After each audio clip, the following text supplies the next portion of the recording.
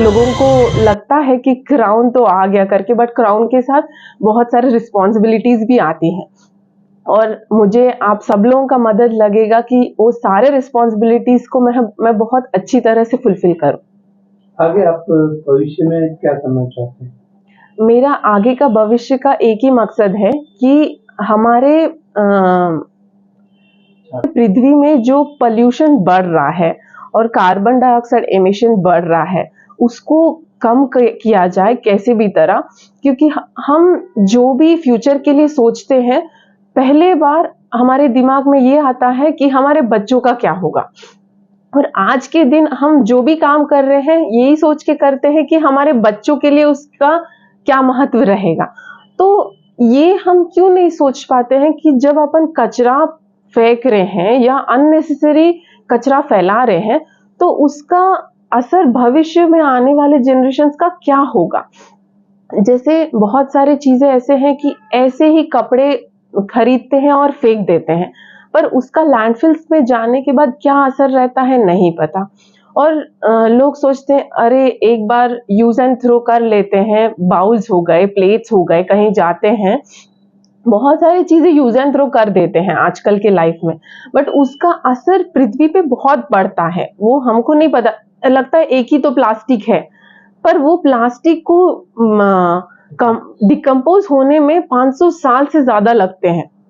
आज भी हम जो टूथब्रश यूज कर रहे हैं, हमारे बचपन में जो फर्स्ट टूथब्रश था अगर वो प्लास्टिक का है तो वो जहां पे भी फेंका है अभी भी वो वैसे ही है, उसका कोई डिकम्पोजिशन का प्रोसेस नहीं स्टार्ट हुआ है। तो मैं चाहूंगी कि इको फ्रेंडली सिस्टम आए और ज्यादा से ज्यादा इलेक्ट्रिक व्हीकल्स यूज करे, पेट्रोल और डीजल का कम करे और पेड़ कम से कम काटने का स्टेप ले। और अपने अपने घरों में भी आप प्लीज ट्राई कीजिए कि ज्यादा से ज्यादा पेड़ लगाए। बच्चों को सिखाएं आप कि वेट वेस्ट और ड्राई वेस्ट क्या होता है, उसको अलग अलग कीजिए, बिकॉज वेट वेस्ट को बहुत अच्छे से कंपोस्ट किया जा सकता है और ड्राई वेस्ट को काफी सारे ड्राई वेस्ट को रिसाइकिल कर सकते हैं, उसकी वजह से वो सब लैंडफिल्स में जाने से बचेगा। पूरा किचन वेस्ट आपको डिकम्पोज हो सकता है 15 से 20 दिन में जब आप कंपोस्ट बनाते हैं। तो कंपोस्ट बनाने से आपके पेड़ों को भी वो जो न्यूट्रिशंस मिलना चाहिए उससे वो मिलेगा, वो मट्टी जब आप यूज करेंगे। और आप खुद भी वो चेंज देखेंगे जब आप खुद पेड़ उगा रहे हैं, बच्चों को सिखा रहे हैं वो चीज। और आप जब वो पेड़ों में आप ये भी ट्राई कर सकते हैं कि जो सब्जी के पेड़ होते हैं वो भी उगाए, तो आप खुद वो फल भी खा सकते हैं और आप खुद वो सब्जी भी खा सकते हैं और बच्चों को खिला सकते हैं। मैं हमेशा यही ट्राई करती हूँ कि जो भी मैं उगा सकती हूँ वो घर पे उगाऊं और वही चीज मैं अपने खाने में इंक्लूड करूं। और मैं ये भी बोलना चाहूंगी कि प्लीज हमारे बस्तर में, हमारे छत्तीसगढ़ में इतना अच्छा रेनफॉल का सुविधा है बिकॉज ऑफ अपने आजू बाजू, अपने आसपास इतने सारे पेड़ है, उसके वजह से बारिश का मौसम बहुत अच्छा होता है।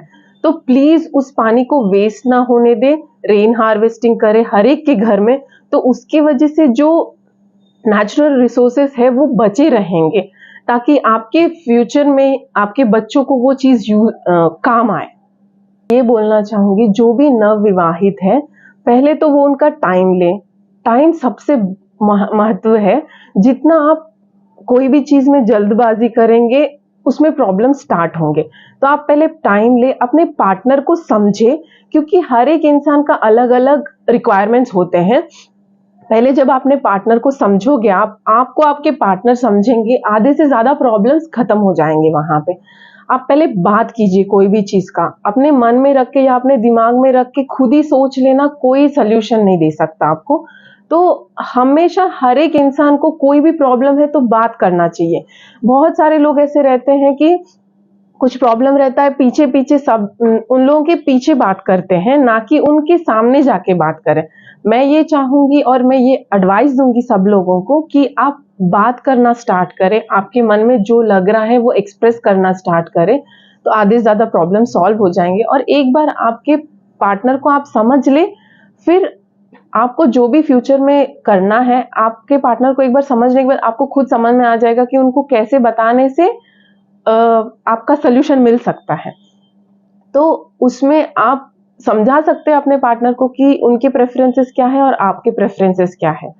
उसमें आपको जो भी मन चाहे रिजल्ट है वो मिल जाएगा।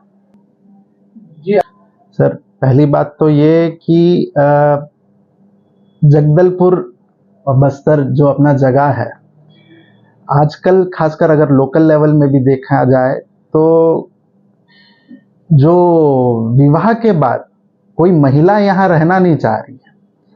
और मैं अपने आप को बहुत खुशकिस्मत समझता हूँ कि इन्होंने अपना ग्रेजुएशन जो है इंफॉर्मेशन टेक्नोलॉजी में किया। इनका भविष्य आईटी इंजीनियर के हिसाब से बहुत कुछ बन सकता था आगे।